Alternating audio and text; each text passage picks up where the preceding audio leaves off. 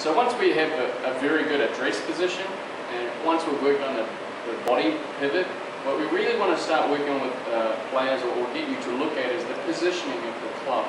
So we're going to look at that from front on. So the front on view, we're going to go through 11 different positions that we like to see. Now it's important that this is just a guide.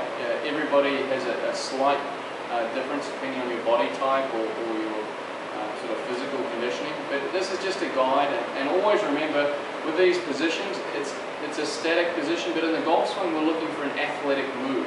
So we want to go through these positions, get a feeling of where it should be, but try to work on drills that get more flow into the swing. This is something that you might work on in the mirror at home, never out on the golf course. So looking at straight on, what we want to try and do is have our feet slightly open, our knees a little wide.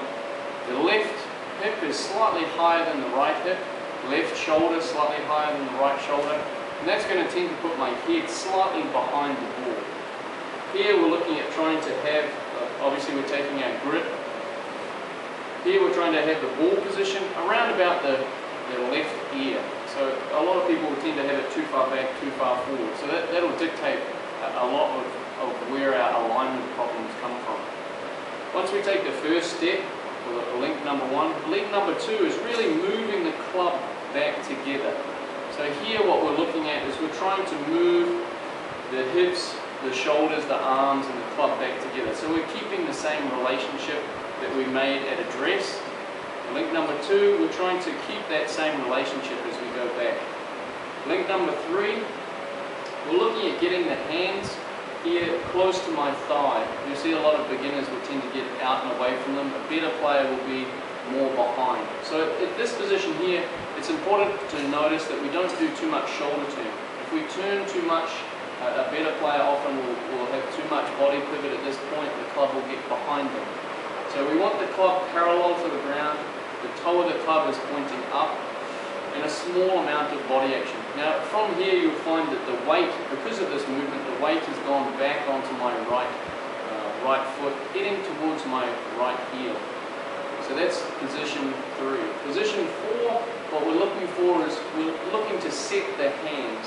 Now if our grip is correct and we have a relaxed grip, we should start to see that the butt of the club is now pointing down at the ground, somewhere between the ball and your feet. Here we have our shoulder and our hip turn, around about 75% of our body turns happen now. So position five is the top of the backswing.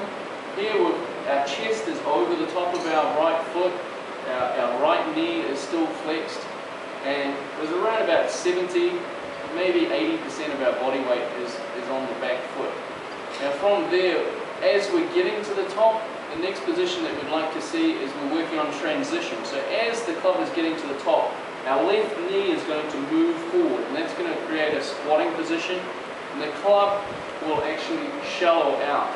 So the butt of the club now will be pointing more out, the outside of the ball. Now it's important to notice here, from the top of the swing and transition, is that the left knee is moving forward, but our hips and our shoulders haven't unwound, and that's why we're getting a nice shallowing of the particular club. Especially for beginners, it's very important once we've worked through these positions to shallow the club out.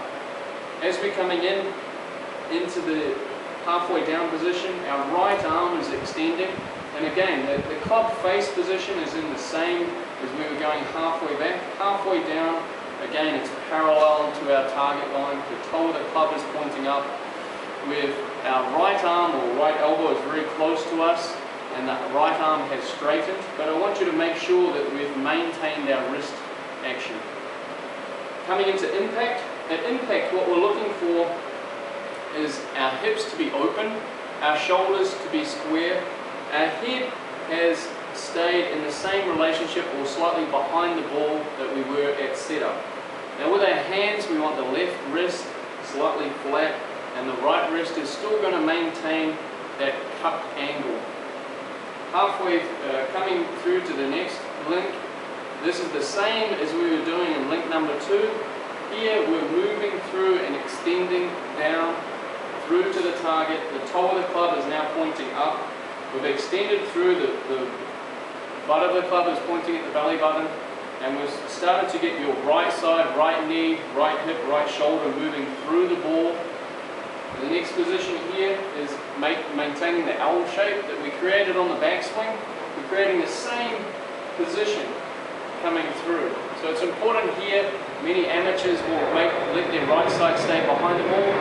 Here, at leg number 10, we want to try and get this L shape with your right side all the way through the ball.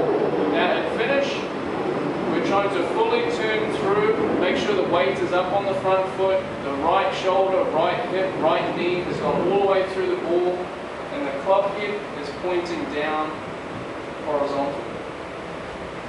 So those are the 11 positions that we'd like to see. Now remember, make sure that it's an athletic move. We're not trying to get stop-start that you see many amateurs when they're reading books.